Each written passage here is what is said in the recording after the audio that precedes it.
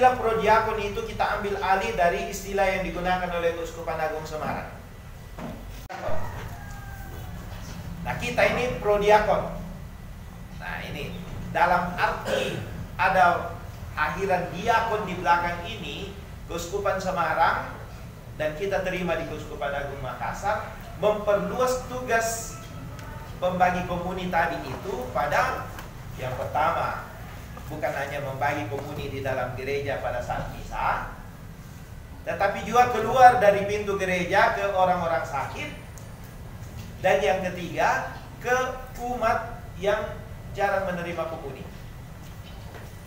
Nah, ini jadi diperluaslah apa yang ada di dalam kitab hukum kanonik, sehingga istilah yang digunakan oleh yang kita terima sekarang itu adalah prodiakon.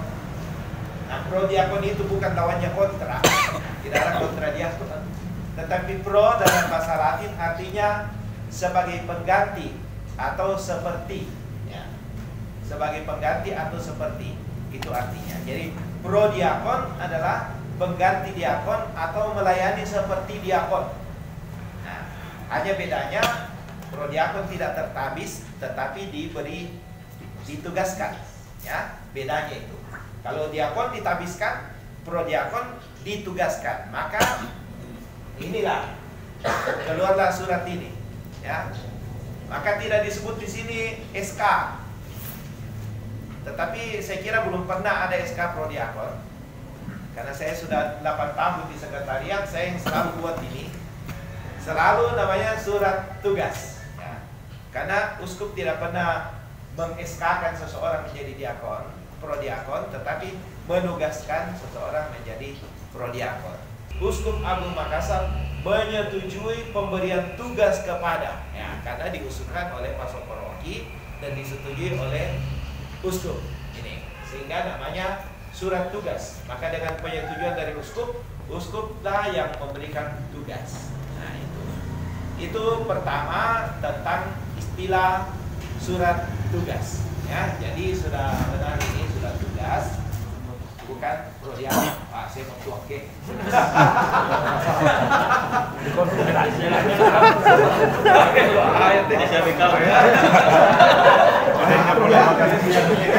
Dan dia makan siang. Biasanya bela saya sama kalau tuh labori.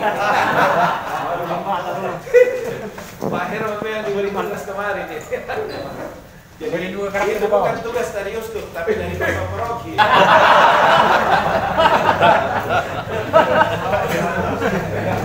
Tugas tambahan. Itu yang pertama. Lalu yang kedua soal tugas prodiakon. Memang ketika ini tercampur sebenarnya. Kalau di paroki kota, saya alami itu di paroki Mamajang dan paroki Katedral, persis ini dua, ya, persis ini dua, membagi komuni suci pada perayaan Ekaristi, lalu membagi komuni suci kepada orang sakit dan jompo. Ini persis ini kalau di kota. Tetapi sebenarnya pada halaman 2 SKE surat tugas ini dikatakan begini,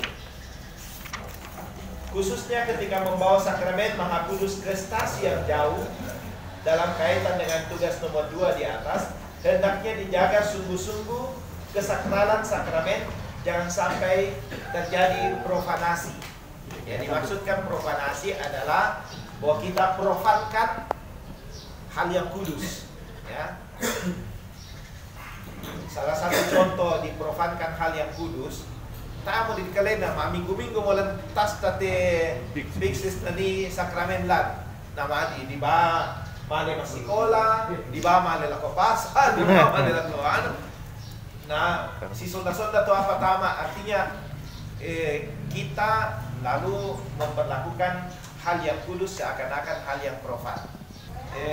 Petugas luar biasa pembagi komuni itu betul-betul hanya membagi komuni. Tetapi prodiakon itu artinya juga memimpin perayaan sabda.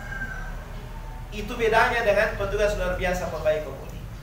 Jadi perayaan sabda, jadi kita seperti yang kita sudah buat sebenarnya selama ini. Kita mengambil sakramen di pusat gereja, pusat paroki, kita ke stasi, pimpin perayaan sabda, lalu bagi komuni. Ya. Karena tidak ada itu pembagian komuni sebenarnya di luar Ekaristi. Ya. Nah, maka perayaan sabda yang kita buat, yang tadi sudah dikatakan oleh Pastor Jans dan siapa tadi yang katakan itu, pembagian komuni di stasi-stasi adalah perpanjangan Ekaristi di pusat paroki.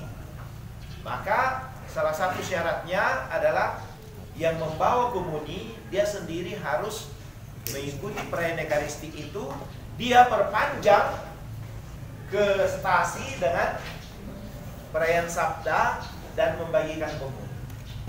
Tolong kesucian, kesakralan sakramen ini dijaga. Maka biasa kalau saya kasih mislinar atau pengantar atau prodekon, saya nanti rapat ke di 5 batu talu batu dua.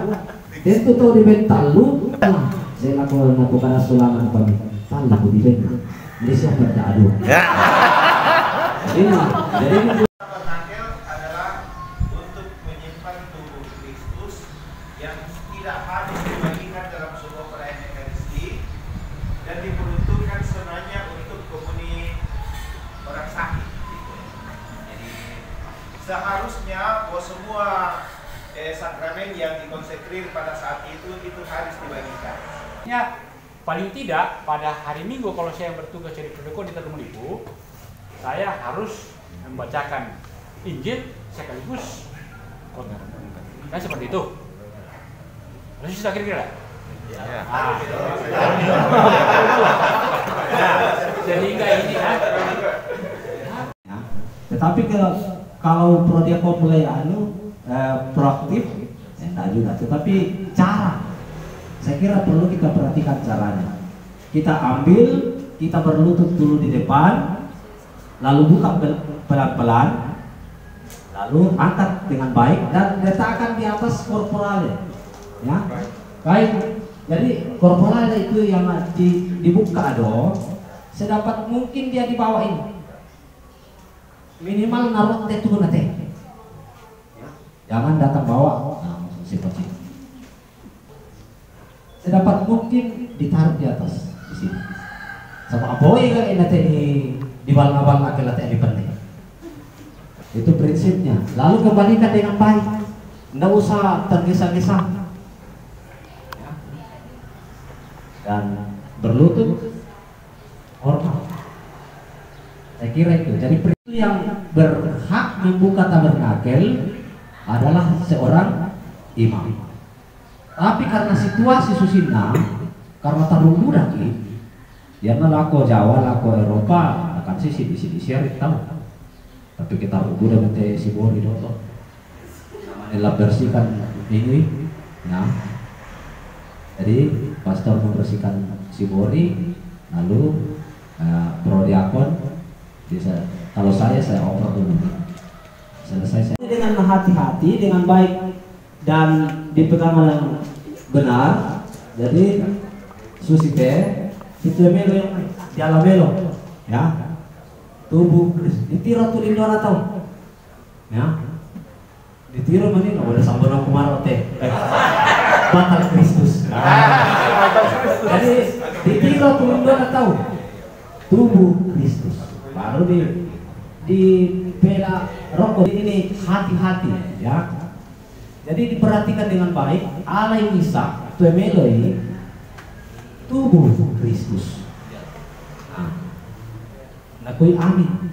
Nah, kalau saya pribadi, ketika saya membagikan komuni, saya seolah-olah melahirkan Yesus itu di telapak tubuh Kristus. Patut Tuemeloi, ada tubuh Kristus, tubuh Kristus. Bela-bela tubuh Kristus, tubuh Kristus. Ada susi tubuh Kristus, tubuh Kristus, tubuh Kristus.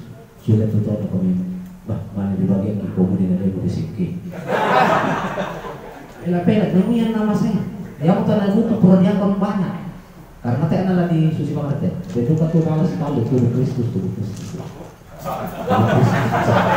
Habis. Amin, toy tubuh Kristus.